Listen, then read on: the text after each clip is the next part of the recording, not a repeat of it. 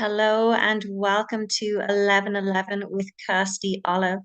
In this episode, I'm going to be interviewing Ariana Ziminsky. She is a coach who specifically works with people who have experienced complex trauma. This was a really amazing discussion, and I hope that you enjoy it as much as we enjoyed the conversation ourselves. Not only do we dive deep into what it's like to work with clients who've experienced complex trauma and how that differs from, say, individual traumas. We dive deep into what complex trauma actually is, how it's created, what it consists of, but also we dive deep into our own experiences with complex trauma, how we have experienced them in our own lives, and also our own healing journey and what has and hasn't worked for us. Hello and welcome, Ariana. Thank you so much for joining us today. I would love to get you to introduce yourself, first of all. So, for everybody listening, we have Ariana Ziminsky with us, and you are a trauma specialist. Yes. And I would love for you to just share a little bit about, to the women who are listening, what it is that you do. Okay, great. Very excited to be here. So thank you for sharing this time with me. And absolutely, I am a trauma support specialist, and I work with people who are adults that are now dealing with the effects of the trauma that they experienced long ago, most often during childhood.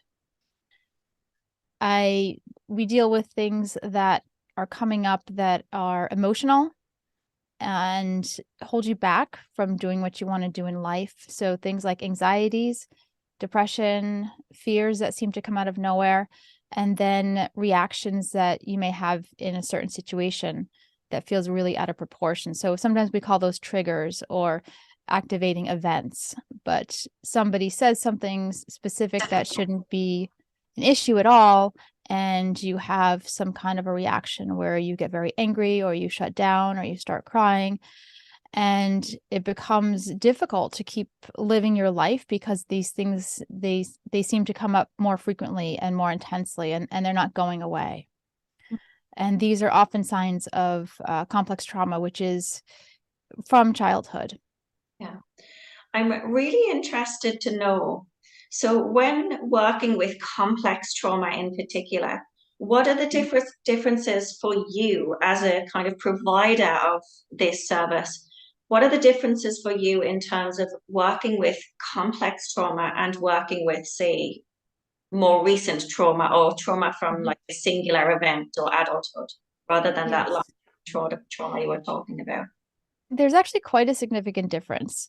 So if you have what's called acute trauma, so a single trauma event, if some horrible thing happens and you're robbed, while walking back to your car at the grocery store at night, that event can be dealt with usually fairly quickly. There are different therapies, different ways of addressing the trauma that's kind of sunk into your body, and you can clear that and get on with your life.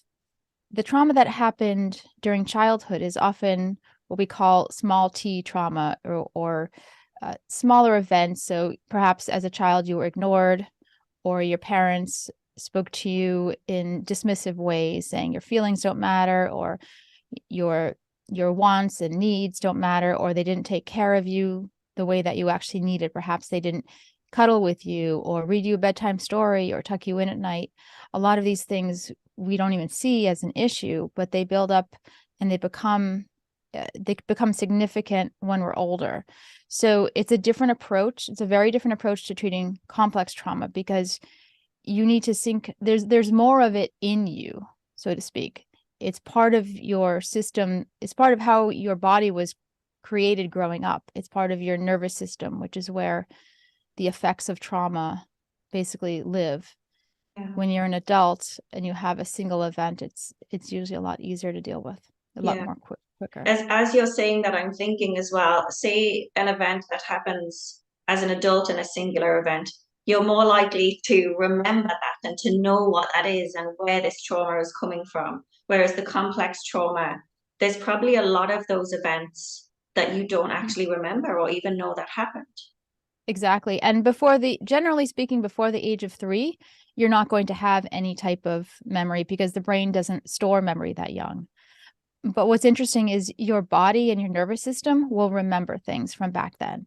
So if you were ignored as a baby, your body and your brain formed in a certain way to compensate for not getting its basic needs met, but you won't have a conscious memory of it. You'll have this emotional feeling sense of it.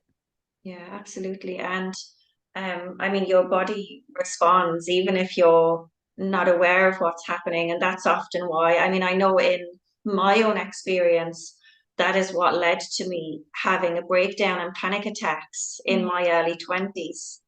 And I Yes. ended up suffering with dissociation, panic disorder, and stuff like that because, I mean, I had thought for a number of years that like everything was fine, and it wasn't. And Right. it took for that to begin to happen, it wasn't mentally, it was actually Mm. physically. My body began Right. to kind of scream at me, to be like, Yes. there's something that needs to be healed. Yeah, you're not listening, you're not fixing this. And all of this stuff began to really come to the surface. And it was interesting how at the time I really realized that intelligence of my Hmm. body and that it doesn't matter whether I consciously was even aware, because a lot of the stuff that came up afterwards, at the time, I wasn't even aware that maybe what had happened to me in childhood was abuse. Right. I kind of didn't realize that. I knew that it had happened, but I didn't know that it was abuse. But it's as if my Hmm. body knew, because my body began kind of reacting very strongly to that. And Yeah. so, what you're explaining there about it being stored in the nervous system in the body is Yeah. definitely something that I felt and experienced Right. in my own life. And I know that a lot of the women who will be listening to this podcast as well can really resonate with that. I mean, I do a lot of work around, the womb area Hmm. and Yes. with the nervous system and stuff around this work, but it's interesting to hear from yourself Yeah. how you describe that and, even at such a young age when it Hmm. starts. Yeah. There's research now showing it starts when you're in the womb, because if the mother is stressed, then all the stress hormones and stress chemicals are going into the baby as well. And when you think of how it affects the nervous system, there are probably a lot of moms out there or a lot of people who have worked with kids and babies. And when a baby is screaming and crying, they're in great distress. And the best remedy is you pick the baby up and you may swaddle the baby, you comfort them, you're teaching the baby how to soothe him or herself. It's something we pass on to the next generation. But if you were a crying baby and nobody came and picked you up and soothed you, then you're on high alert now. Your body is learning, your nervous system is learning, well, I better be careful because nobody's coming to get me and the world is a scary place. I'm feeling very scared and nobody's helping me. And you don't think those thoughts in words, it's a feeling, and that's how your brain can develop. I'm really interested to know from what you've just said. I know you mentioned at that young age, we're really storing it all in the body because we're not having the thoughts to understand it or to connect it, but we're actually feeling it in the nervous system. Hmm. So, at what age is it that we begin to maybe have conscious thoughts about what's happening rather than just kind of experiencing it in the body? So are you saying, like, at what point are we aware of abuse, or at what point are we reflecting on our past? Not necessarily that it's abuse, because for me, I know that I didn't even realize that Yeah. what I had experienced was abuse until Right. I was in my early 20s. But maybe at what age as a child is it that we maybe even start to think the simple things like, say, if we're getting ignored by a parent, maybe we Hmm. think, oh, they don't love me, rather than just having the feeling. Is that something that happens, or is it always just maybe the feeling of that happening? The feeling is pretty predominant because you don't, I think that the way the trauma sinks in, you don't have the conscious thought of, oh, my parent who should be loving and caring is ignoring me and, staring at the TV or is unavailable. You're not thinking that because as a child, you're egocentric. You're thinking about yourself. Oh, I must be doing something wrong. This is my fault. I should be more perfect. I should be a better child. I should get better grades. Oh, look, when I get good grades, I get attention. Or when I get bad grades, I get attention. Or when I misbehave, I get attention. And it's not this conscious thought. It becomes a way of behaving. Yeah. So generally as children, we don't see that it's somebody else. Like you were saying, you don't realize there's especially emotional abuse, but even physical abuse. A lot of times it just seems like that's just the way life is. Yeah. Wow. And so at what age do we maybe begin to like have this sense of like what age do we begin to have this kind of sense of awareness just about what's maybe going on in the world? Or even, sometimes I remember me from a young age, I always had this like sense of like there's an injustice, but I didn't know what that injustice was. Like I didn't know I didn't know what was wrong. I just knew that something's not right about this. Something's not right in this house. Something's not right in this home. Well, I didn't know what it was. Right. That can happen at any age. I think it's very individual. Yeah. And sometimes it's, people just say, my family's a mess. I'm out of here. And they may be 13 or they may be 18 or they may be 5. It's really hard to say. Yeah. And it depends on the dynamics. Sometimes if you have an older sibling, for example, who is the rebel, and we put these labels, we get stuck in these labels and these roles, and this is how dysfunctional families work, different roles. So you have an older child perhaps who's the rebel, and then you have the younger child who's the perfectionist straight A student, because that's how this family dynamic fits. This is how everybody stays, safe. Yeah. And you're not aware that you're doing this. The awareness comes in often, I think, just way later in life. So even becoming aware in your 20s is miraculous, because I mean that was due to a lot of factors, that was due to a really abusive relationship that yes, led to what I call like my breakthrough, it was a breakdown, but a breakthrough at the same time. right. And it was at that point where I began to realize like, oh, this is happening because of what's happened to me in Right. childhood, and that's when I began to kind of understand and to make that connection. But if it Yes. wasn't for that, like really abusive relationship that I was in at that time, not to give any kind of gratitude or anything towards it, but if it wasn't for that would have just continued on, Mm-hmm. and Yeah, and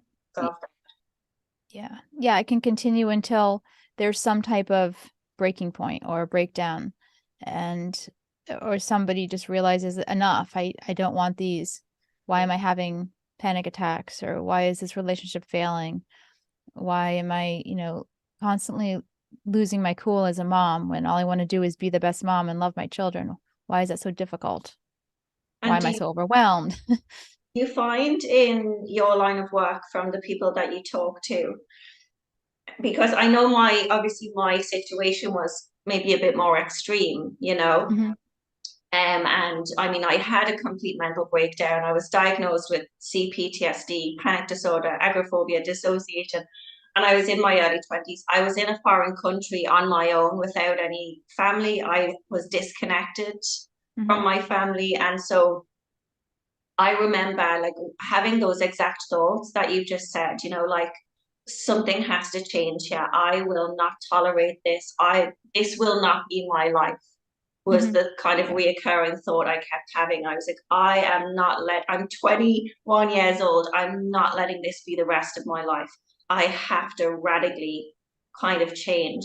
But I know that in my situation, it was quite an extreme situation. And for a lot of women, it it might not be that extreme, or even to point out that for a lot of women, even the childhood situation, because a lot of the things that you were mentioning, like mine, yes, was abuse, but a lot of the things you were mentioning was just everyday occurrences in a household Yes. that can create that type of trauma or can create those core wounds or beliefs.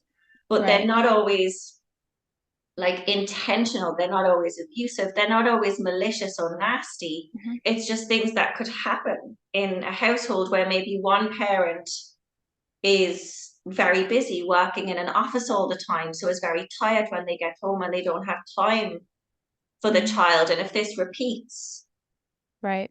then that child is going to maybe create that core wound of like abandonment or I'm not good enough. Yeah.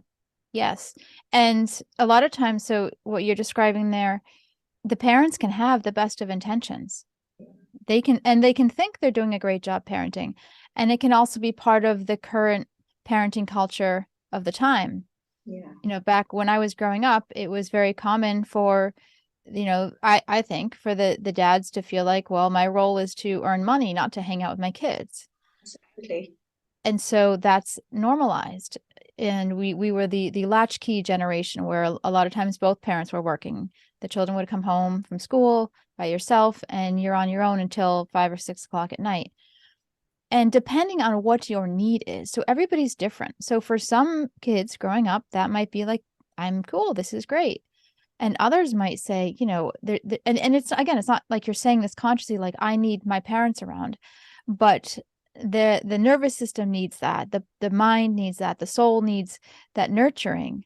And if it's not there, that's when there's these core beliefs, really have kind of the soil to grow out of into something larger. Things like I don't matter, I'm invisible, they take root and they grow, and nothing is countering that during these really important developmental years. And again, the parents can have the best of intentions and it may look normal from the outside, and that is what is so deceptive. You have to really sink into your own feelings, your own understanding, and accept a lot of what might be really uncomfortable, which is like, I love my parents, I think I love them, I think they love me. Why am I so messed up? Yeah. It's really interesting because obviously for me personally, and for a lot of my clients, they have had, these abusive situations. But then also I find that with, say, myself or with those clients, it's almost easier for them to understand that they have trauma and these core wounds because it's like, oh, well, I've been abused, so Right. yes, of course I do. But then for the rest of the women who maybe say like, oh, but no, I had a really, really loving family and my mom's amazing, my dad's amazing, I had a great childhood. Yeah. It's almost as if it's more difficult for Yes. them because Right. they don't have this knowledge of like something bad happened to me. Right. What's kind of interesting is oftentimes I'll be talking to somebody just about what I do, not a client or a potential client.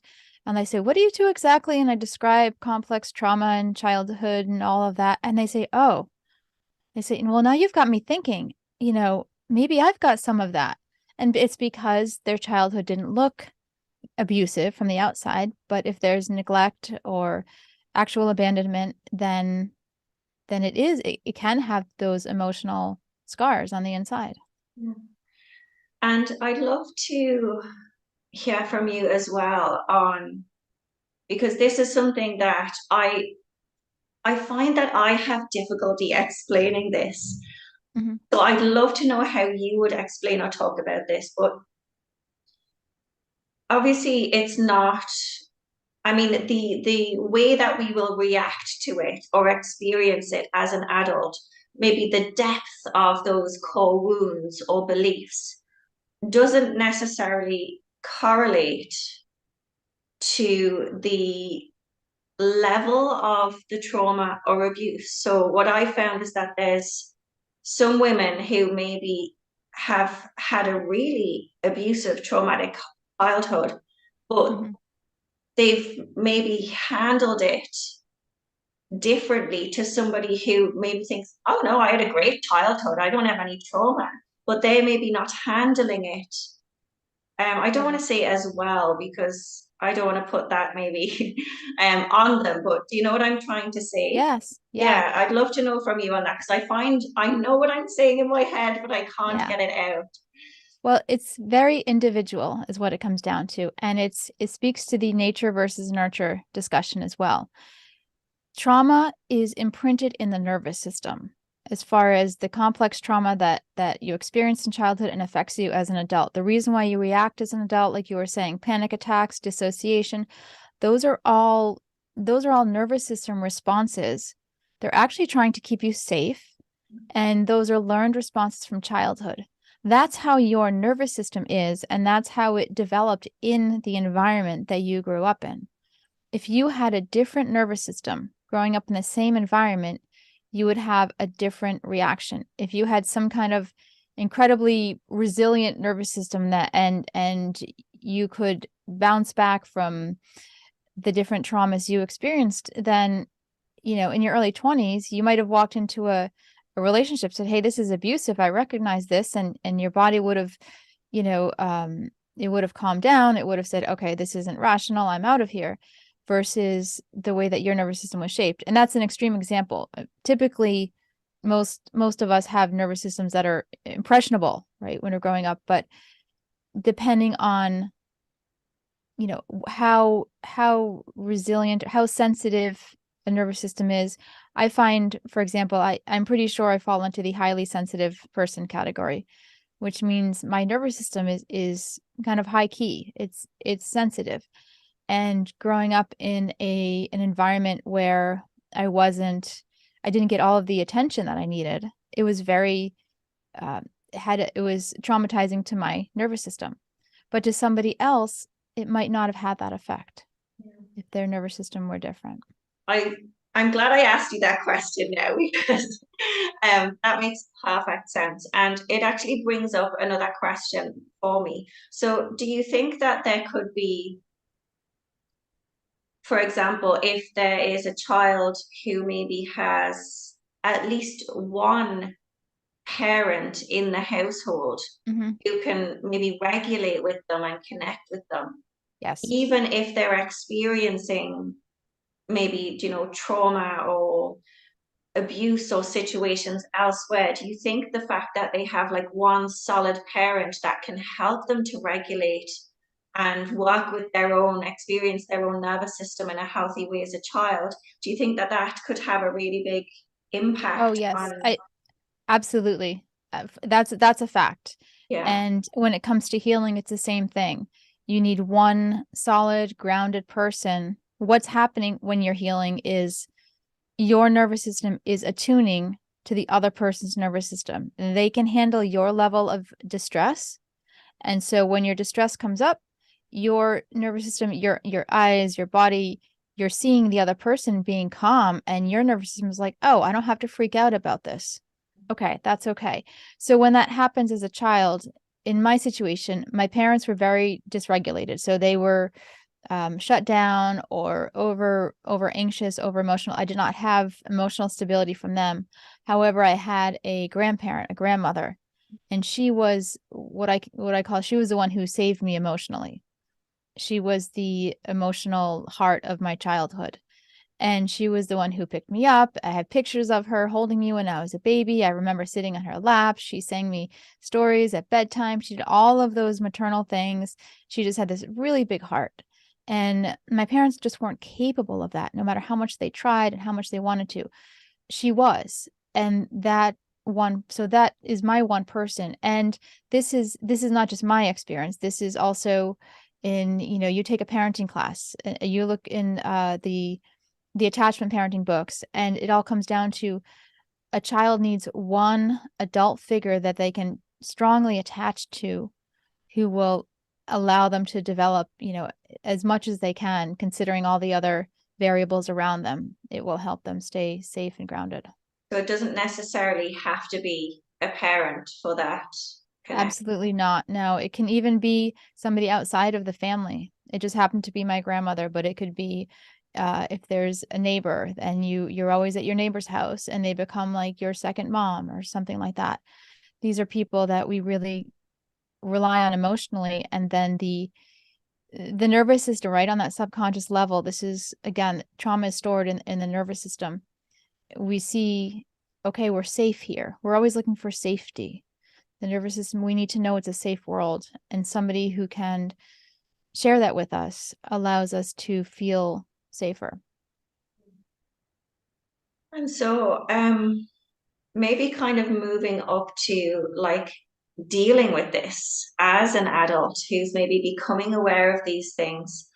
Obviously, from my own experience, and it sounds like from your experience as well, we know what that feels like to go through that very dysregulated Mm-hmm. state as an adult, and then begin that healing journey. So I'd love to know from Yeah. you, um, first of all, I mean, for me, obviously, as I said, it was very extreme. It was panic attacks and stuff. But not everybody comes to healing or comes to yourself based off such Right. extreme kind of symptoms.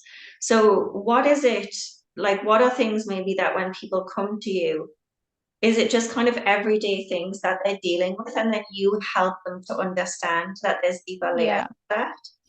Yeah. So the first step in healing really is the courage to recognize that something's off and you're not able to live the life the way you want, or your partner is pointing out things like every time we try to have a discussion, you're shutting down or you're falling apart, and we need to be able to talk about things.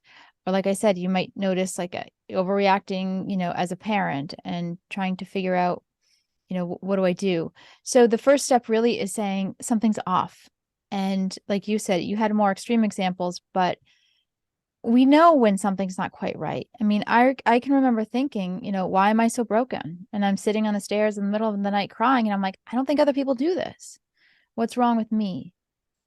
And in my case, I almost stumbled upon the opportunity for healing. But not everybody has that. Everybody has a different way that they come to healing. And I really think it's what your path in life brings you to. And then the next step really is connecting. You need to be able to connect again with at least one person. And that is the basis of now you start exploring what are the healing options for me? What's going to work? And you may have to try different things, but it's so important to establish a connection first with a person who's safe and who can handle being in your distress, basically, because you're going to show up distressed and they're going to be like, hey, that's cool. You're here. I'm here. We're good. And that's a super, without that, you can't really move forward. And And for that person who's safe, can that person who's safe be, for example, like a therapist, yes. or Yep. like yourself? It doesn't have to be Yes. on a personal level, because I know, Yep. for a lot of women, they might not have the reason why this is happening in the first place is that maybe they don't have a safe person in their Right. lives. So for them to know that that safe person can actually be yourself or their therapist. Right. And that's why it goes back to that first step of having the courage. Sometimes you have to seek out the safe person. It's very scary to make the call sometimes. It's not always a therapist because some therapists are great and some therapists just aren't the right fit. Yeah. So in the past, I've had probably a dozen therapists before I found the right one.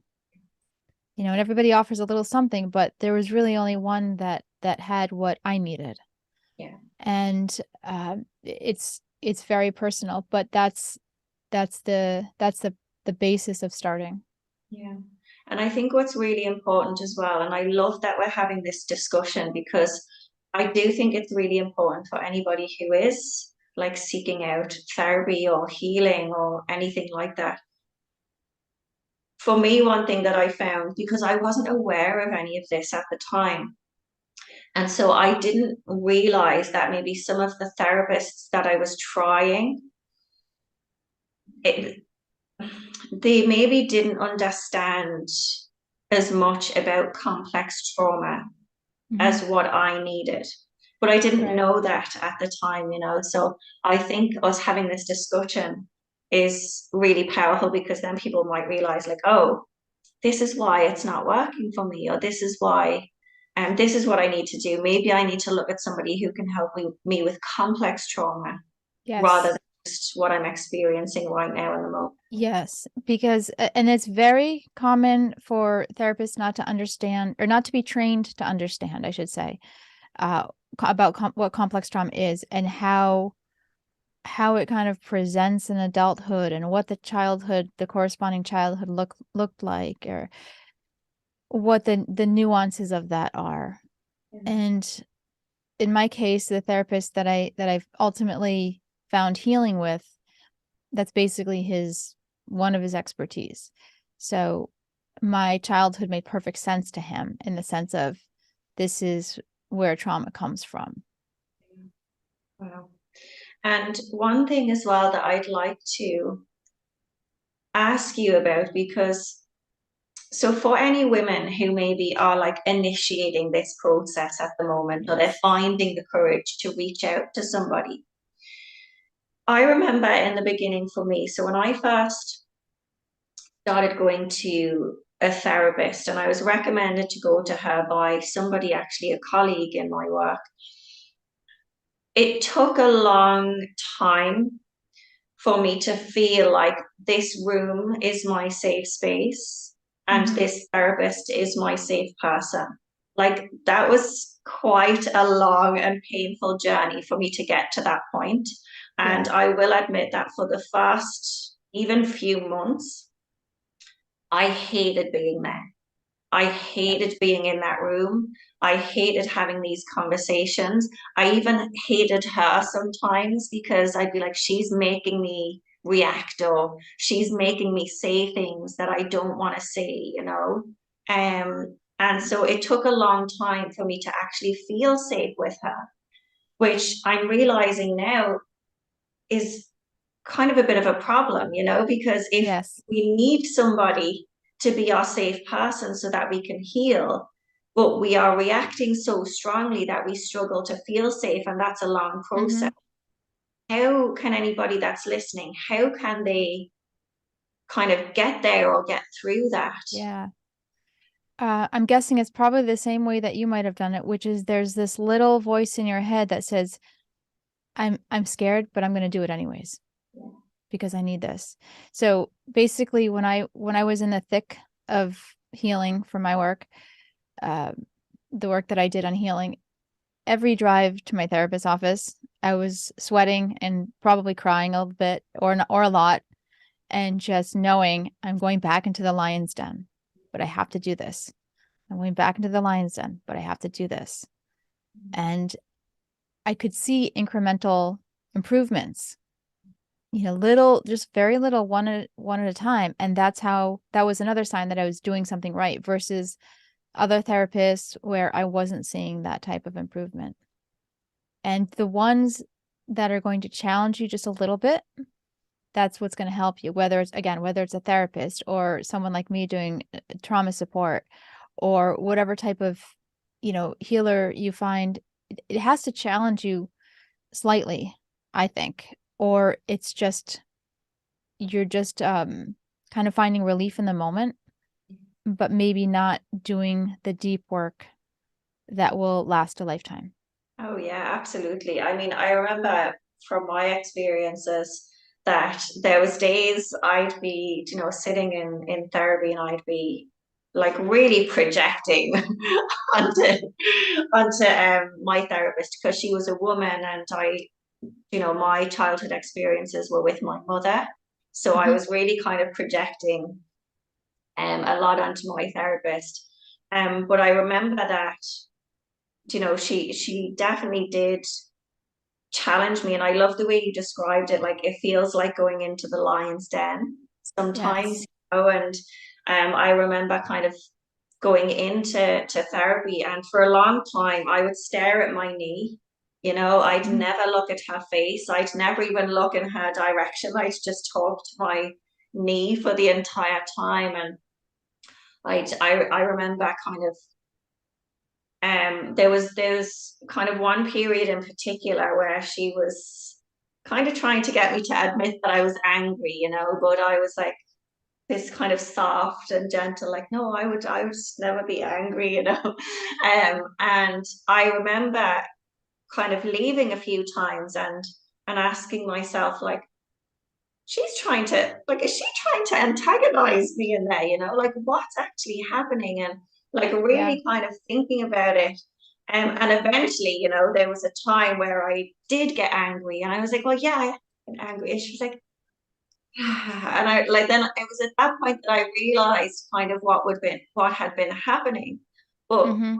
to keep going back, Yeah. even though I knew like that this feels horrible and is she antagonizing and asking all these questions and projecting onto her, but to choose to keep going back, it is a really challenging thing. Like whether Yes. it's a therapist or a healer or a trauma specialist, it definitely does take a lot of courage, or in my case, I don't even feel like it was courage, it was just desperation. Yeah. Yeah. Yeah. That It was is just like, that is I a don't know driving what that's a else to do. motivating Yeah, like factor. please, just somebody help me. Right. Yeah. Yeah, absolutely. And yet even with that desperation, not everybody would seek an answer. So you still give yourself credit for having the courage to go in and face it every day or every week or whatever the routine was, because sometimes some people still aren't ready for that. And the answer becomes, running further away. And that's where this is often where addictions come in, or different types of ways of just managing this distress. And it can be anything, it can be a shopping addiction, a gambling addiction, a substance use disorder, any of these, because we're saying all of these things are coming up and I'm not ready to face it. And I need to still I need to move forward in life somehow. And a lot of this is unconscious. And then it becomes a pattern and a behavior, and it can set in. And that's where, but we're all trying to survive and succeed and grow. So there's never any judgment on when you're ready to face your past or the depths of what's going on inside. And it's often a slow journey, like you were saying. For many months you just looked down, you couldn't even make eye contact. That's how we start out. There's the shame is unbelievable.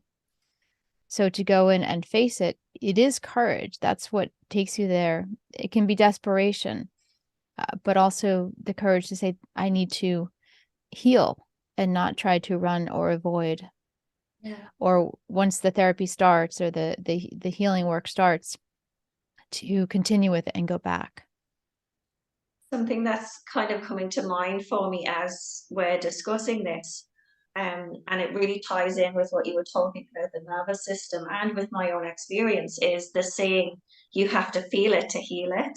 Mm-hmm. Yeah. And so that's something that I always look back on, is that even though when going to therapy, I just felt for a long time before feeling any relief, I just felt like this is the worst thing ever. Like this is Yeah. horrible. And like you said, the reason I was looking at my knee is because I just felt this deep, deep shame when I was Yes. sitting and I was like, she's looking like right at me and asking me these questions, and I'm having to be vulnerable and tell her the truth. And it really, really brought up this like deep, deep level of shame, to the point where like I could feel it in my body, Mm-hmm. like all over my body, in my skin and in my cells. And so one thing maybe is, it could be really powerful to know, like going into these healing experiences, for example, with yourself or other methods of trauma healing, is to maybe have that awareness that you need to feel it in order to heal it, Yes. because if you like up until that point, I didn't know that I had shame. And then Yeah. all of a sudden, it's not just shame, like this is something else entirely that was consuming my entire body. But Right. I had to actually feel and experience that in my body and in my nervous system as an adult Mm-hmm. able to realize like, oh shit, this is what I've been carrying around in my body Yeah. for my entire life. Yes, absolutely. And that, so when you experience that part of the healing journey, you had already gone through like the first couple steps, right? Which is saying there's a problem here. So your thinking brain was able to come online, because there's the thinking brain and there's the emotional brain. And we're trying to get them to talk to each other. So the thinking brain said, okay, there's an issue here. I'm going to go to therapy every week. And that actually preceded the fact of like, oh, now I have to feel everything. And so yes, we go there, right? So that's like the first step. And we look back and say, okay, there's a problem again, or that's part of the thinking saying, yes, there's a problem in the past. And then you start to realize, I'm going to have to feel all this. And there's something called distress tolerance, which is the ability to which you can feel distress, how much distress you can feel, because whatever the feeling is, the general term for it, is it's uncomfortable, it's distress. It can be anxiety, or it can be an emotional shutdown. It can be rage. We don't want to feel it. And so we have to increase our ability to tolerate these. And it's absolutely what comes up in the body, as you were describing. You could feel it in your arms. I would always feel it in my jaw and my stomach and, my shoulders. It comes up in different parts of the body, and connecting to those bodily sensations is part of healing as well. Yeah. So it's about that feeling. Feel to heal is part of it. But I couple that also with increasing the ability little by little to tolerate the distress and tolerate the uncomfortable body sensations. Yeah. And the way that you've described that, like, building your ability to tolerate it, I mean, that totally makes sense to me, because on my journey, as I said, it started with the panic attacks and the dissociation and stuff. But at that point, I wasn't feeling any of the shame or the pain or anything. I was just experiencing the dissociation.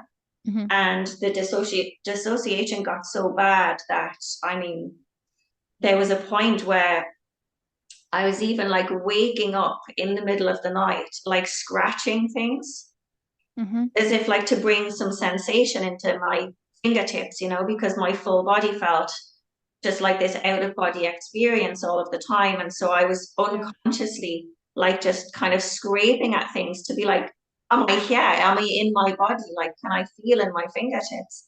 Yes. And so going to therapy and feeling all of that stuff coming into the body, which I had obviously been pushing out or pushing down or pushing away for so long, and dissociating from it because I couldn't tolerate it.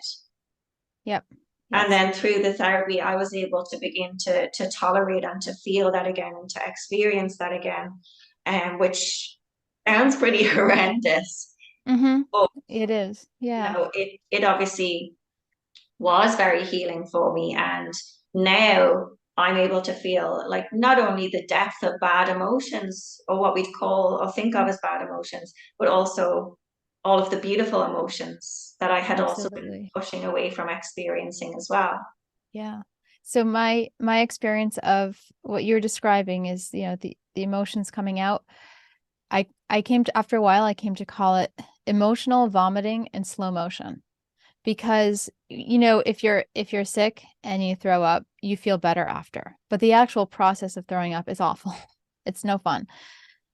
And so there's all this emotion, unprocessed emotion and distress and everything going on inside of you. And through these healing modalities, right, these healing methods, whatever's working, you're feeling it, but you're not just feeling it, and it's not like you're bringing it up to keep feeling it perpetually for the rest of your life. You're kind of feeling it out of your body. You're feeling it on the way out. And that's why, to me, it felt like it was emotional vomiting, and it was slow. So it took a while. Like you were saying, it takes all of these sessions and all of this time And you get to this point where you're like, there's a lot now that's out that used to be in, and boy, do I feel better. Absolutely. I mean, I always kind of talk to and share in my community and make a joke almost, but I can laugh about it now. But it obviously wasn't funny at the time. But that there was a period through that when I was experiencing maybe that emotional vomiting where I just cried for like 9 months, nonstop, Yes. continuous. I'd be walking into Tesco's crying, walking down the street crying, like everything, just nonstop. And for ages, it felt like just this despair. But when I began to come out the other side of that, even though it felt like it was a very, very long time, and I would think to myself, like, am I ever going to be able to stop crying? But when I came out the other side of that, it really was like this Yeah. cloud had Yes. lifted. And now when I think back on it, I'm like, that was an entire lifetime of tears that I had held in. And now that I had Hmm. learned how to come back into my body and to feel safe in my body and to be present in my body, I was now beginning to experience and release all of these emotions that I had held Yeah. down. Yeah. There are different phases to healing. So like you described, like and everybody's different, but that's like the crying phase, right? Where all of a sudden we're grieving too. We're crying the tears we didn't shed then, but we're also grieving the life we didn't have. And that's often unexpected for people. There's an anger. It sounds like you tapped into your anger, and I can remember getting very angry for, I don't know, a few months. And I mean, it was kind of crazy because all of a sudden I would be like, wait, this person should have done this and this and not that. And I would write them an email and they're like, uh, what do you need? It's sure, no problem. They weren't, there was no malice, but I didn't stop and ask first. I jumped the gun, and then I realized, okay, this is the anger stuff. It's okay. Yeah. Don't really need to be angry at this person.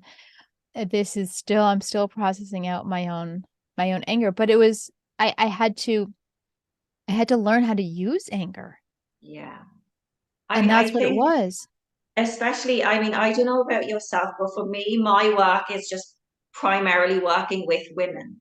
And Hmm. I find that, I mean, on my own journey, I know, but also for the women that I work with, and the anger part of healing is usually the most difficult part Yeah. because as women, we maybe are conditioned to believe that we need to like be a certain way. And like an angry woman is not in line with maybe what we think we should be as a woman. Hmm. And I remember for me, it really took a lot of very skilled digging from my therapist to get me to finally admit or even feel that I was angry. Because like I wasn't lying to her and saying Yeah. like intentionally saying no, I'm not angry. Like I genuinely was like, no, I'm not angry. Like I'm just sad. And then I'm thinking like, why the f- is she antagonizing me? But eventually, when after many many sessions, when that anger did come to the surface, um, I remember it being followed by like that deep shame again, and then Hmm. realizing like through my therapist kind of talking to me about this, but like realizing that why do I feel shame around being angry about something that happened to me that I had no control over? Like, I'm allowed to be angry about that. Yeah. I deserve to be angry about that.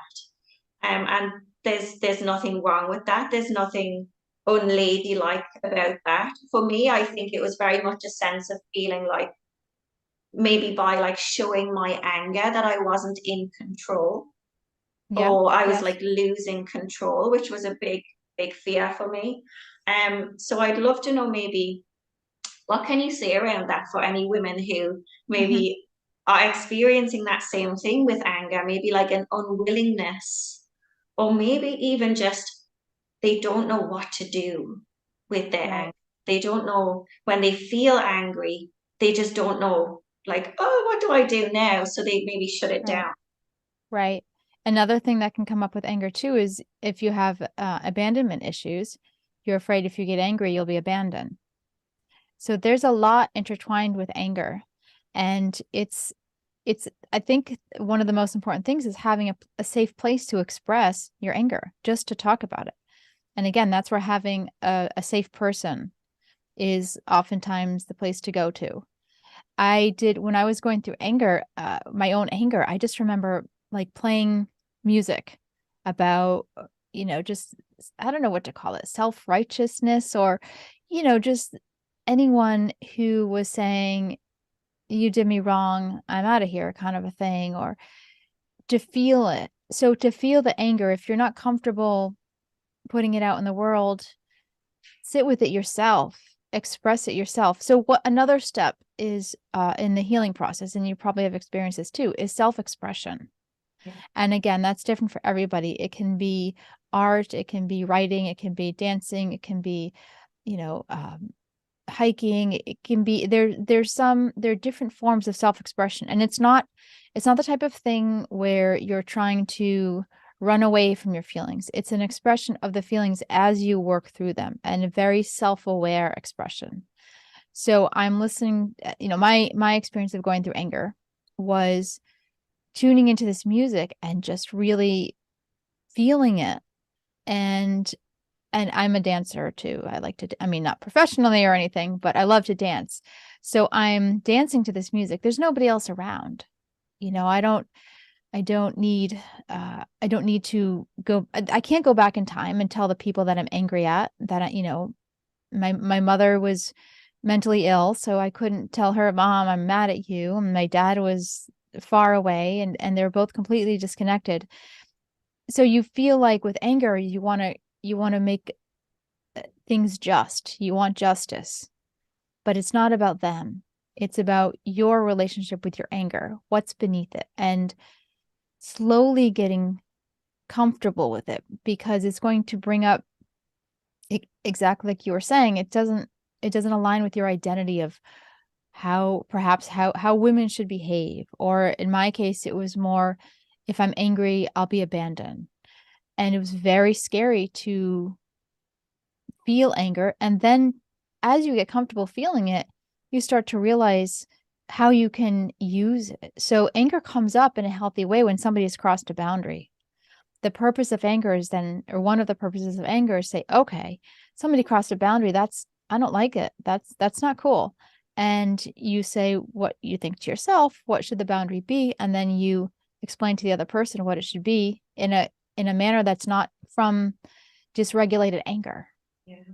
It's a Wow. skill. So it's a tool, it's a skill, and it just takes time, because chances are we didn't get to use anger, or we went into rage instead of anger, uh, when we were younger. And learning how to have access, use, express, understand healthy anger is a process, and it's very important. It's very, very healthy.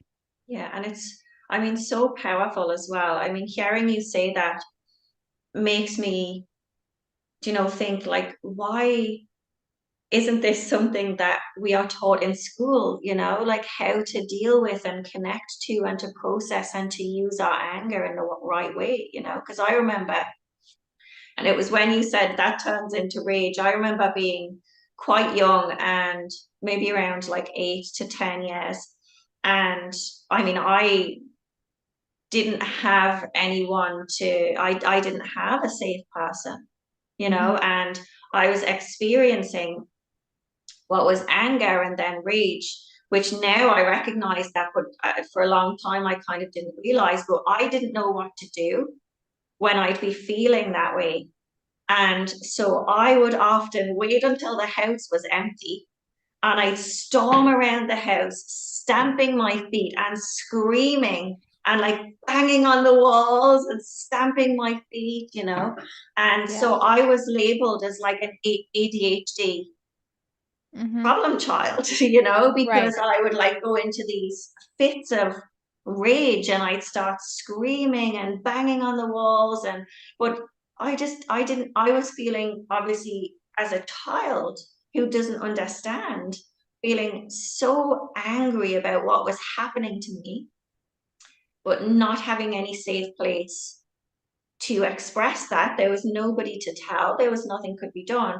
And I hadn't been taught what to do when I felt angry, and it was so much anger that I was like, okay, well, I'm just gonna stamp my feet and scream, you know? Right. Yeah, you're just finding the safe way to express it that you Yeah, could, which is probably healthier than keeping it inside at yeah, any rate. exactly. But it's You it's found your interesting, outlet. like as you learn about this stuff on your healing journey, it's interesting when you think back to like events when you were younger and you're like, oh, this makes sense now. Hmm. Right. Because I mean, for a long time, it's funny because even say sitting in therapy and my therapist's asking, like, have you ever been an angry person? Are you angry? No, no. And yet, as a child, I was screaming and banging and kicking and all of these things. But in therapy, I'm like, no, I've never been angry. Interesting. Yeah, it's interesting. Did you not recall it at the time, or were you just uncomfortable sharing? No, I don't think I recalled it, or I just didn't make the connection even that that Yeah, was anger. I just was like, oh yeah, that was me as a kid, you right. know? And it's only kind of maybe once I've like really looked back or learned more or talked about this more that I realized like, oh wow, that was anger, that's what I was Yeah, experiencing, but I didn't know what to do with it.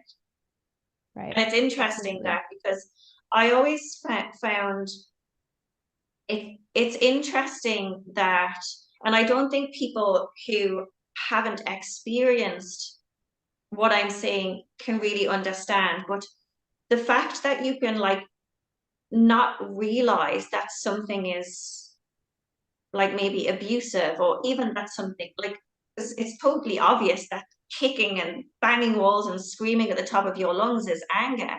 I mean, that's obvious to me now, Hmm. but that wasn't obvious to me for a very, very long time. Like I wasn't aware of that. Just Right, like the same as I didn't realize that a lot of things that had happened to me were abuse. right. I didn't know that for a very, very long time.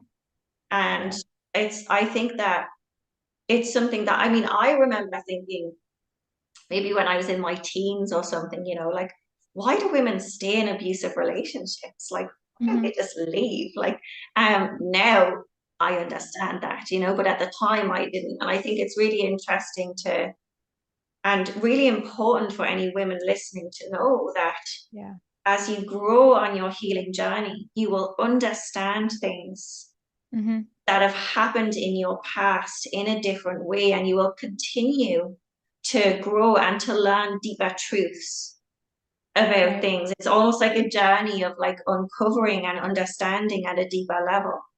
Yeah. And the part about when you can look at a relationship from the outside and say, oh, that's an abusive relationship. Why doesn't that person just leave? Versus when you're in it, when it's your emotional well-being at stake, you're doing the absolute best that you can. And that is something that is I think that's something that's very important for women to hear too, that we understand you're doing the best that you can and you simply want to keep doing better. And nobody's going to say, no decent healer is going to come up and say, oh, you need to leave this abusive relationship immediately. I mean, if there's physical danger, that's different.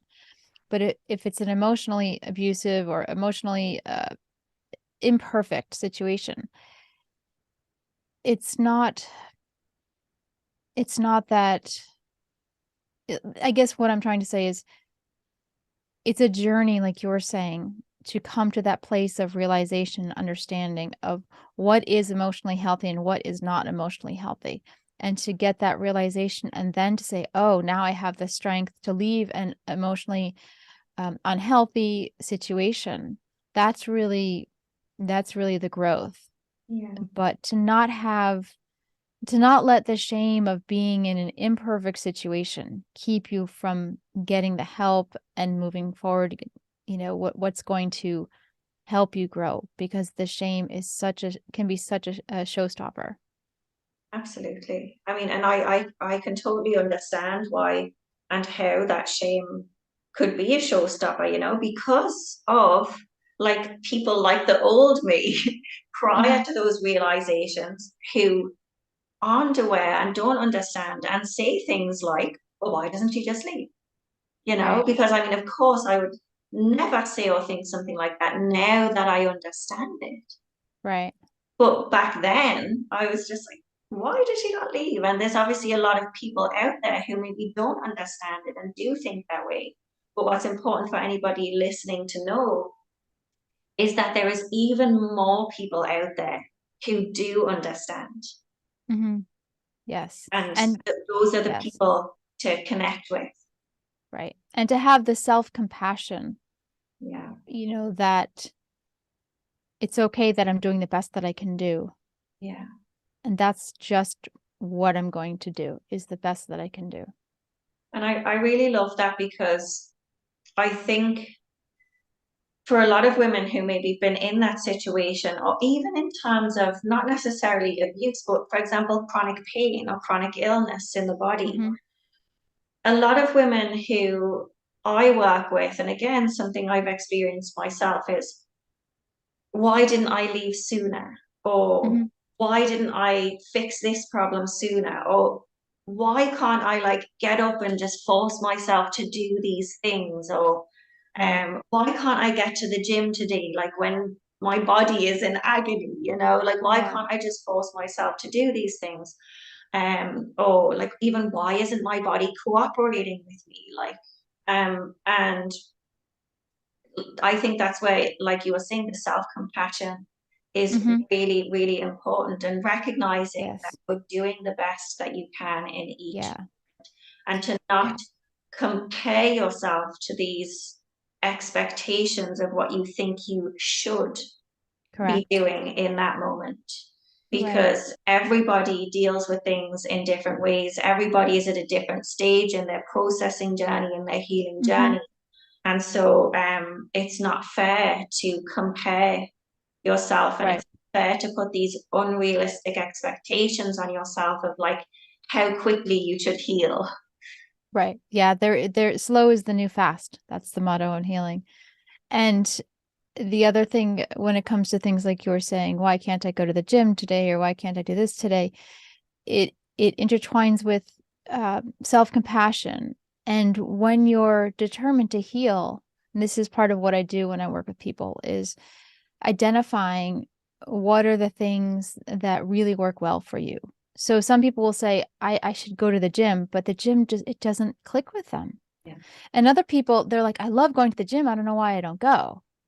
And when people say, I love, going to the gym, then you start working with, well, this is a positive event for you. Let's see how we can work it into your life and start building into your life, into your daily actions, weekly actions, these things that you know are positive. But if it's not working for you, let's not be, trying to push the boulder uphill and saying, well, this should work. You've got to find, that's part of the work is finding what clicks for each individual and then slowly taking that on without judgment, letting the shame settle down and keeping the noticing the success, noticing, hey, I went to the gym last week or I went 2 days this week, and really celebrating that, Yeah. because we don't celebrate our wins enough either, I think, in our culture. And just in general, we're designed, our nervous system again is wired to look for the negative, right? To look for the danger so we can stay safe. But when we're moving forward, it's really helpful to look for the wins and to celebrate them, even if it's just telling somebody and saying, I did it. I feel so great. Yeah, absolutely. And I mean, that's something that I always get my clients and my community to do, is to celebrate, like even just the tiny little things that seem insignificant. And we all then can celebrate it together and celebrate each other. And because, like you said, it's easy to think, okay, so I was going to do 5 different things this week, and I only got one of them done. Like I Right. didn't get 4 things done this week. Oh my goodness. Like I'm a failure. I'm crap at this. Why can't Yes. I be like all of the other women who can get 5 things done in a week? Instead Hmm. of realizing, reframing that and realizing like I got one thing done this week, and that's amazing because last Yeah. week I got no things done, so Yeah. I'm moving forward. Right. And chances are you probably got more than that one thing done and didn't even notice. Yes, exactly. You don't sometimes you don't give yourself credit for things that become second nature, but they really are still significant. They're still accomplishments. Yeah, absolutely. And I really want to kind of come back to, and I really enjoyed what you said, because again, this is something that I'm really big on with my clients, is finding what clicks for them and Hmm. finding what works for you. Because this is something, especially in the world of social media, which I mean, I love social media, by the way, I'm not Yeah. against it. I love it. It's been amazing. For me, Yes. even on a personal level as well as professional level. But I think in the world of social media, it's very easy to see what other people appear to be doing and thinking, I should be doing that as well. Right. And one that I laugh about is, and it works for a lot of people, definitely not for me, but it's like the 5 a.m. club, Uh-huh. getting up at 5 o'clock in the morning to be really productive and stuff. And I'm just like, I am not a morning person. I'm Right. never going to get up at 5 o'clock in the morning unless it's to go to the airport. Hmm. That's the only time I'm going to get up that early. But a lot of there's this big like community almost around it Yeah. online. And I've had a couple of clients like saying to me, like, oh, I know I'll be more productive if I get up at 5 o'clock because everybody's doing it, but I Mm. feel horrible. Then my partner's going to bed at a different time for me, so my sleep is broken and stuff. And I'm like, well, why? Why are you doing Right. that? Don't do that then. Right. You've still got the same amount of hours in the day if you get up at 9 o'clock and go to sleep at, Yeah. 11 or something. So if it's causing disruption to your sleep, if it's causing disconnection from your partner because you are going to bed at different times, if you feel awful, if you've got a headache, then just stop doing it. Just get up at 9 o'clock. Right. If that works for you, then do that. Don't think that just because everybody's doing it or because you've heard that it has Hmm. all of these amazing benefits, that you have to force yourself into doing that and then feeling bad when it doesn't work for you. Right. It's really important to check in to your own feelings and your own life goals and see what's working. And you can try things out. You can try the 5 a.m. club out. And if you find it doesn't work for you, Yeah, you get to let it go exactly. Yeah. and really accepting and sinking into the feeling of first making the choice to let it go and then letting it go without regret. Those can be huge hurdles to get over, but those are really it's a classic example of how you can practice that. And realizing that it's okay to try something out and then decide it's not for you. Because I Correct. think there And can being be a able lot to of say shame no. in that as well, Hmm. especially if you've maybe told your family or your friends, like, I'm going to get up at 5 o'clock from now on, or I'm going to go to this new gym or this new class or something like that. Yeah. And then saying, like, oh, actually, I stopped going there. There can be this sense of like, I Yeah. failed or I've shamed or maybe they're judging me. When in actual Right. fact, it's perfectly okay to just be like, no, I wasn't enjoying that, so I'm not doing it Yeah. anymore. Or it doesn't work. Sometimes like you want to, the spirit is willing. So for a while in that same type of category, actually, I've taught group exercise classes for many years on and off. And there was a time where somebody asked me, hey, do you want to teach my 5:30 a.m. class? And I'm not a morning person either. And I said, all right, I'm going to give it a go. I'm going to try this, once a week. And I'm like, okay, how bad can it be? Right. Well, every night before when I would go to bed, when I had to teach in the morning, I would have nightmares all night. Like things like there was the classic one I remember, there was a tree down in my driveway and I couldn't get to the 5:30 a.m. class, So I wake up at like 4:35, like I'm just waking up in the night. And I was like, finally I said, I can't do this. My body and my brain are just not cooperating. But I gave it a fair shot because it sounds like a great idea. But you know what? My body's not on board. I'm going to let it go. And listening to those Yes. signals from your body Yeah. is so important, but I mean, it's a huge part of the healing journey. Yes. I mean, it's something that, especially for complex trauma, we've often over time like disconnected from the signals of our body, or maybe we've like Hmm. overwritten those signals from our body and said like, yeah, I hear you, but I'm not going to listen today. Right. And for example, that could look like, I mean, something in my life was the corporate environment. It Hmm. really, really wasn't for me. And I'd be drinking lots of coffee every day, taking lots of painkillers every day, not resting, not giving myself time Right. to slow down and to nourish. And my body was screaming at me, Yeah. put more coffee, more painkillers, and this was Yeah. like got to the point where it became so unbearable. I was having these really, really terrible migraines where I'd Hmm. have to go home from work and just lie down in bed in the dark for several hours just to Mm. begin to even feel normal again. Yeah. And at the time, what's interesting is I remember going to the doctor and the doctor just kept saying to me, like, this is stress. This is stress. And Right. me going, well, I'm not that stressed. So, or like, you're not correct yet, to the Yeah. doctor. Like, stop Yeah. saying stress to me. I'm not that stressed. Right. Now, looking back, I know that, oh my goodness, I was deeply stressed and I was Right. deeply like dysregulated and disconnected Hmm. from my body. But it wasn't helpful for me for the doctor to just say, Right. this is stress, because Right.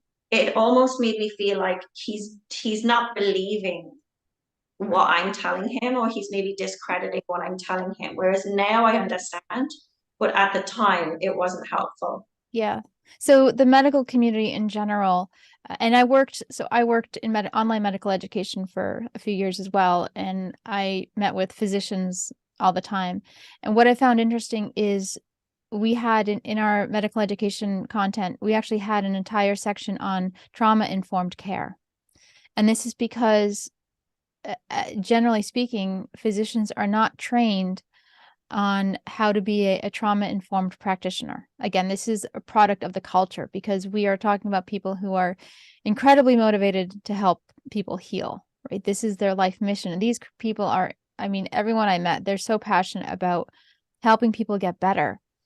But without the knowledge of understanding this is a trauma response, for example, or this could be a trauma response, or maybe there's complex trauma here below the surface, and let's try this approach, or let's do what's called I'm sure you're familiar with the ACEs questionnaire. A physician could say, let's try the ACEs questionnaire. I would imagine, I'm sure that's in their toolkit, and say maybe we're dealing with the effects of complex trauma and we might need a different approach and might need a different referral. And how can we do this? And how can I interact with a patient? That's another thing, is the behaviors and the narration sometimes of medical procedures can be trauma informed. If somebody has a history of a certain type of trauma, there's a lot that goes into trauma informed care, and it's not generally taught in medical school as a part of what they're learning. So again, finding healing healing advocates outside of the standard system becomes kind of, I think, the norm. Yeah, absolutely. I mean, that's what really made a difference for me on my journey, because I definitely lost a lot of trust Hmm. in my healthcare providers because of those situations where I'd go and I'd explain and I'd think to myself, this person's not understanding me. Like, it's just not connecting, Right.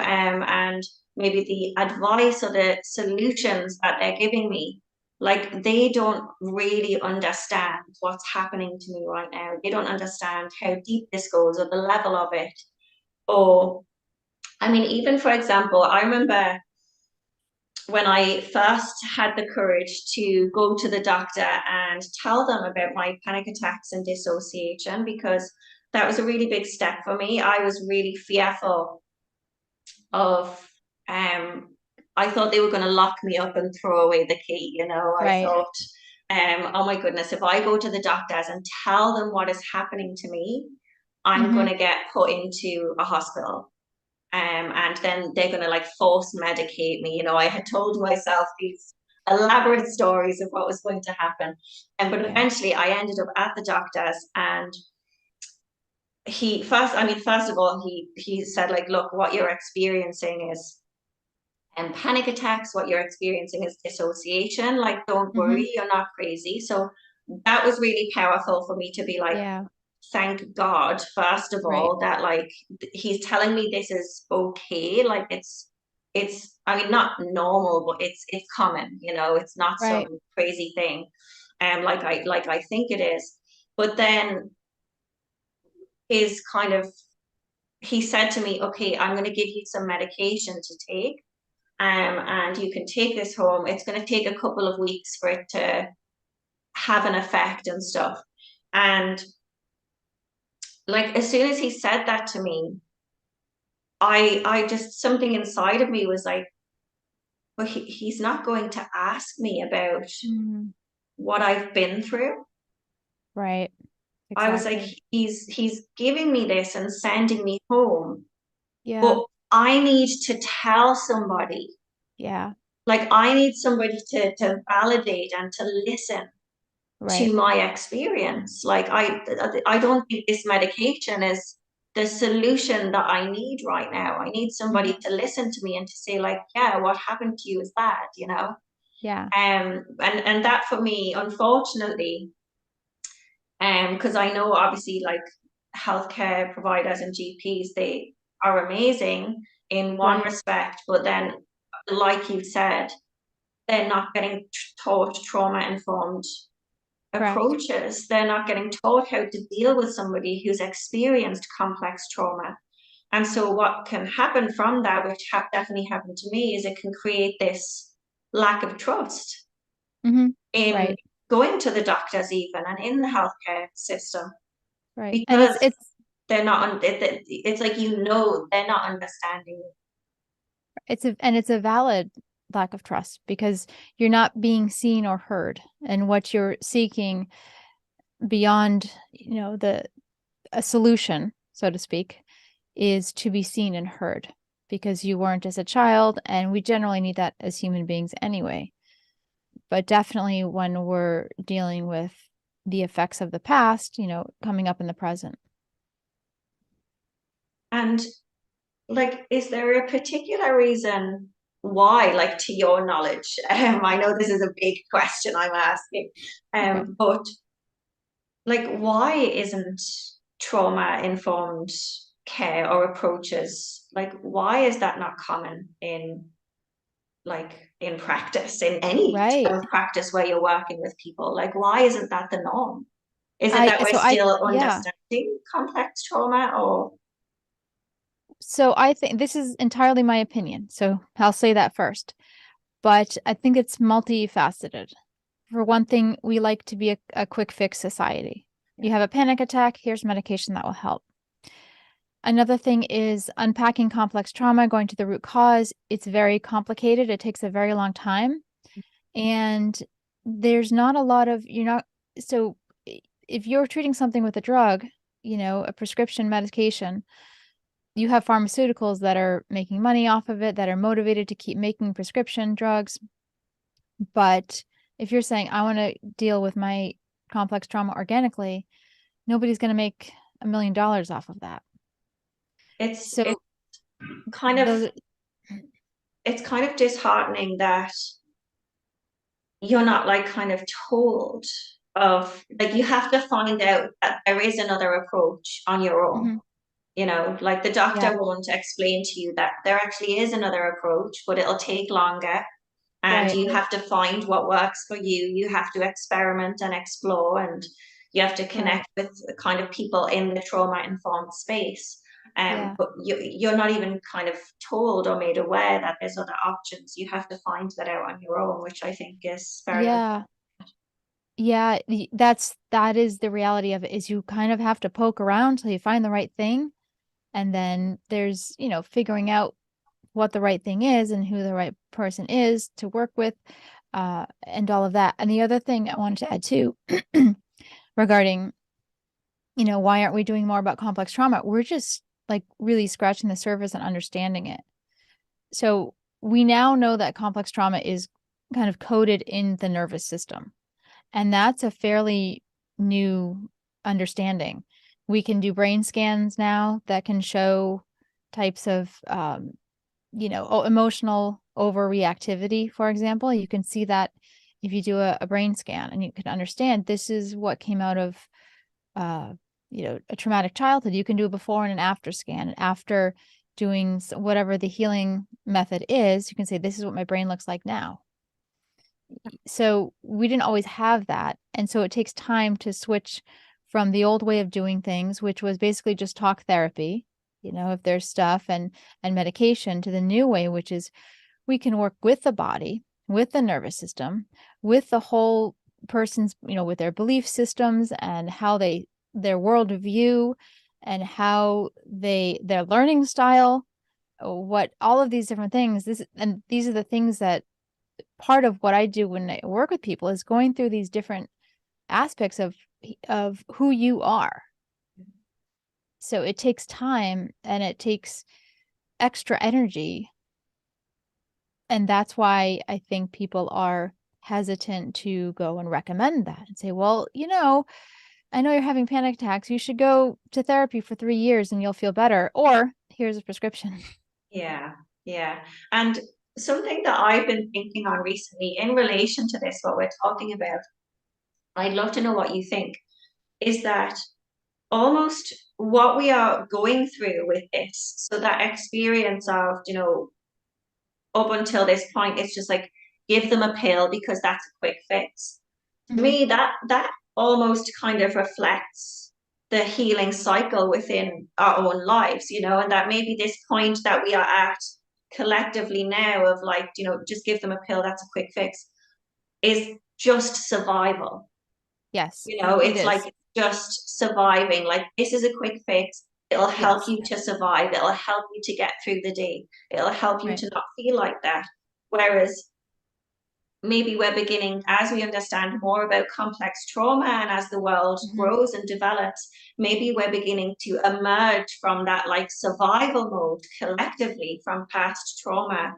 And we're Yeah. maybe beginning to move into like, okay, but how can we actually thrive? Right. How Right. can we Exactly. actually like feel good and not just get through the day?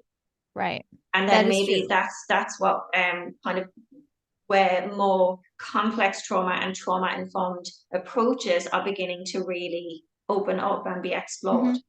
Yeah. And to make a space for that in the culture is Yeah, important. To say this is a bigger creature to deal with, yeah, and we should make the time and the space and the energy and the funding available for that. absolutely. So, Because it's there still, is there's definitely a place. I believe there's definitely still, and I think people would agree, there's a time and a place where medication is the answer, but typically it's not a long-term solution. It's a stopgap. It's going to fix things. You were saying, like, it is survival. But I don't want anybody to ever feel shame about, even if they take medication for a long time, for years, because what you're doing is the absolute best you can do. And that's so important. absolutely. And And I mean, what yeah, works for one person doesn't necessarily mean that'll work for the next person. We are all right. on our own journey. And for Yes. some people, that journey might include medication, and for some people, it might not. Right. And either way, I mean, that's okay. But also, Hmm. in the reverse, is that we don't want people to be shamed for trying approaches that are considered alternative or a little bit Right. out there. Right. And one thing that I've really enjoyed recently actually is hearing Prince Harry talk about Hmm. using, the EDMR, is EMDR. it? Yeah, EMDR. EMDR. It's eye movement desensitization and reprocessing, because Yeah, anybody wants to go look it up. yeah. Yes. I mean, it's amazing because I've actually used that. So I Yes. had sessions of that a while back and just found it amazing. Yes. And but when I tried explaining to people what it involved and what it Right. actually did, the looks that I would get sometimes from people as if to be like, Hmm. what are you talking Right. about? Because it does sound a little bit out there, you're Yeah. holding, I mean, you're holding two. kind of vibration pads in each hand, and they're Mm-hmm. one vibrating at different times, and then you've got these headphones on that are making sounds, and then you're moving your eyes Mm-hmm. from left to right while you think about like a certain Right. experience or moment or pain in the body or whatever it Oh, is that you're working on. apologies, my cat. And over time, it's almost like kind of working through that or desensitizing yourself to that really strong reaction or feeling. But I remember, because it was a long time ago, I had that now, and I remember trying to explain it to people, and Mm-hmm. it sounded mad even as I was saying, Yes. you know. Yes. Whereas now to hear like really, really public figures, Yes. I mean, to hear a prince who you consider to be kind of like this really like straight and maybe Yes. linear person, to then say that actually I've done this and it was really Right. powerful and really, really helped me. I think that that's really important for like Yes. normalizing different approaches and normalizing, allowing people to try something that sounds a little bit out there. Right. Well, the and I agree with you 100%. So I think it's absolutely fantastic that Prince Harry came forward about EMDR. It's probably going to save so many people because he has such a large audience. Um, he has such, a large audience, and he's respected. My own experience of healing had a lot to do with EMDR as well. And so because of that, trying to explain it to people, I ran into the same issue. And what I began to understand, so it made me dive more into it. And that's why I'm doing the work I do now. I had to understand. And the way that I can describe it most succinctly is when you have a trigger from the past, the emotional part of your brain, the survival part of your brain, it's in the middle of the brain and it goes on overload. And when it goes on overload, your thinking brain, which is like the bigger part of, the top part, the last part to be developed in evolution and whatnot, the thinking part where we're rational and we can figure things out, it goes offline. So we intentionally go into that emotional overdrive state, and we do these things like you were describing, the back and forth hand or eye movements, and it makes the neural circuits go back and forth, and you're short circuiting that emotional loop, and suddenly the whole brain can come online. Yeah. And that's how I would describe it to people sometimes, depending on who I was talking to. It's really hard to describe Yes. because it sounded crazy to me when I started it. And I was, this is where people pleasing came in handy for me, because I was a big people pleaser. Yeah. And I was like, well, I'm just going to do what the therapist said because he seems to know everything and I know nothing. Yeah. It was kind of that approach. And I just feel lucky that led me to where I needed to go. It really, really worked. So I'm glad you had experience with EMDR as well. Oh, it was amazing. And I think as Yeah. well, I'd love to encourage, everybody who's listening. That's why it's so important to listen to your own body and what's working for you and what feels right or feels good for you, rather than what other people are telling you is kind of, or what you think might, would be the expectation, because for some Yeah. people, medication is the right choice. For some people, holistic or alternative therapies are the right choice. For some people, it's a combination of the two. Right. And there's actually no right or wrong answer. There's no one size Hmm. fits all answer. And oftentimes, when you're on this journey, like there will be times where people think you're a little bit mad for the treatments that you're trying or the approach that Yeah. you're taking.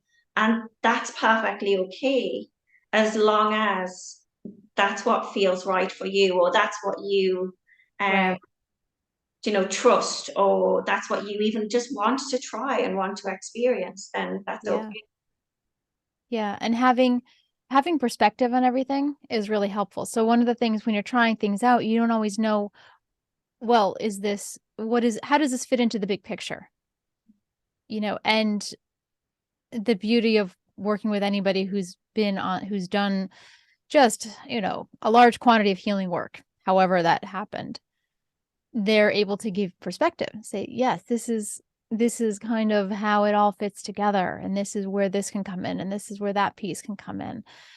And that's something I did not have when I started out. I started out completely blind. I said, I'm just going in beginner's mind. I didn't read anything about EMDR. I didn't, Same. didn't research it. I just said, I don't know, this is crazy. And I just did it. I was the same. I had no idea. Yeah. I mean, that was for me, that was the same with most things that I did Hmm. or tried. I really was kind of just, um, like I said, that desperation of just like, yeah, I'll try Right. anything at this stage, Yeah. just hope that it works. And so Yeah. sometimes like people would suggest it to me or like a different thing to me, and I'd be like, yeah, I'm going to try that. Or Right. I'd just see something online, of like a certain Hmm. treatment, and I'd be like, okay, I'm going to try this, And there Right. was a lot of stuff that I tried, and I was like, that's actually not for me. Yeah. It can take a long time, and it can get expensive when you keep trying. That's Yeah. But it's there's also stuff that I did, and I was like, oh my goodness, thank yes, God that I found this. exactly. Yeah. Exactly. So it's really it's a I guess it can go either way, right? You try I don't I tried I tried so many healing modalities, and looking back, it's like, man, I wish I just had a better understanding of what was going to help me. Yeah. Yeah. That Absolutely. was the thing, is I didn't understand what direction I should go in. I just kept it's like, what is it? Throwing noodles on the wall to see what sticks, right? Yes. Absolutely. I mean, and I think as well, something that's kind of coming up for anybody who's listening, I just really want to maybe get across because, like you were saying, that can be expensive and it can be time Yes. consuming to be trying all of these different things. I mean, first of all, that's why I do this podcast, so Right. maybe to help give people an awareness of different healing modalities or different directions or even just some insight. But also, one thing I'd really like to kind of talk to you on is like, don't wait. People don't have to wait Yeah.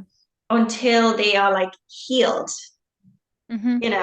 and because we think of like, okay, when I'm healed, I can do this, but that's not what the healing is a journey. Healing is a Right. long unfolding process. And it's a lot of trial and error. It's a lot of Yeah. experimentation and experiencing new things. And so you don't have to wait until you are at this like imaginary healed place before you actually start living and enjoying your life, or before you Hmm. start even living and enjoying your Right. body or your relationships. Yeah, I agree. It all happens at the same time. And the other thing is, you don't have to wait till some perfect point in time to start healing. Yeah, exactly. That's something else.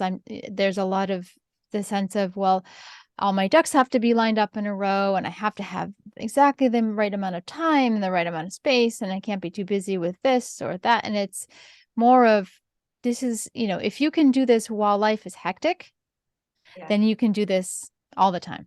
yeah. And I think as well, like, for example, something that really was powerful for me is realizing that I could actually still like have fun or laugh or Hmm. enjoy doing things Yes. even when I felt like shit. Yes. Even when I felt absolutely terrible in my physical body, in my, Yeah. mental body, but realizing that actually I could still have those like moments of hysterical laughter, Hmm. or I could still have those moments of deep connection, or I could Right. still have a day where I go out and have like such an amazing day, and then get Yeah. back home and be like, almost like, who was that today, Yeah. because I didn't even know that it was possible for me to laugh so much or to have fun like that. Right. Yeah. To allow yourself to get to be who you are. Yeah, exactly. Because that can be a powerful healing practice in itself, Yeah. is like enjoying yourself and enjoying your life outside Right. of always Hmm. focusing on healing. Right. Agreed. Yeah. You don't have to say, well, I'm healing now. It's very serious work. I have to focus a lot on it, and it's very dark and very scary. It's like, well, no, go out and, go dancing with your friends. Like Yeah, it's good. exactly. Because I mean, I did that for a long time. I was really serious Yeah. about it, and like I swear I didn't laugh or smile for at least a couple of years. And Right. it wasn't until like I began to like really like laugh and enjoy myself and almost be playful Mm-hmm. again. And like kind of just almost childlike in that playfulness again, that I realized like, oh my God, wow, like this moment actually feels more healing for me Yeah. than a lot of the healing work that I've been doing, Right. because it was almost like connecting to a part of myself that I just didn't know existed anymore. Mm-hmm. Absolutely. Yeah.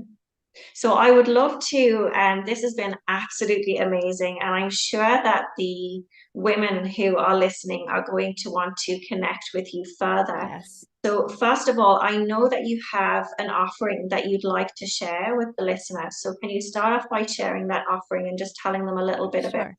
where it is and how they can avail of it? Absolutely. So again, my name is Ariana Ziminsky, and my business is called Hello Trauma. So you can find me at hellotrauma.com. And the offer I'm putting out there to listeners today is if you have a question, I do my work virtually for the most part. So if you have a question that you'd like to connect with me on via Zoom or via phone call, whatever's more comfortable for you, you can go to my website, hellotrauma.com, and type in after hellotrauma.com / and the word question. And you will find a form there and a way that you can make a time with me to ask me a question. I'll give you usually it's about 15-30 minutes or so. If you have one specific question that you would like to ask me via Zoom or via a phone call, you can sign up there for free and we will connect that way. I also offer discovery calls on my website, so you'll see those too, or if you just want to contact me.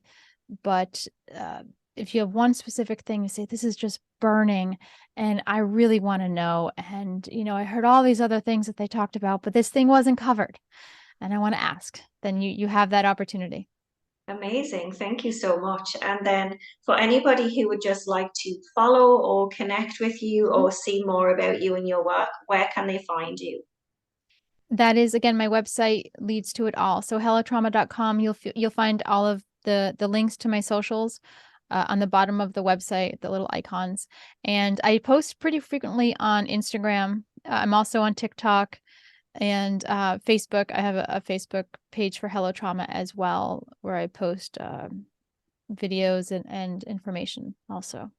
Perfect. Thank you so much. So for anybody listening, I will pop those links for you in the description. And just Absolutely. once again, thank you so much for joining us today. I really, really enjoyed that. And I'm sure that everybody who's listening did as well. So thank you. Yes, thank you very much as well. It's been a wonderful connecting with you. Thank you so much. Bye. Thanks. Bye-bye.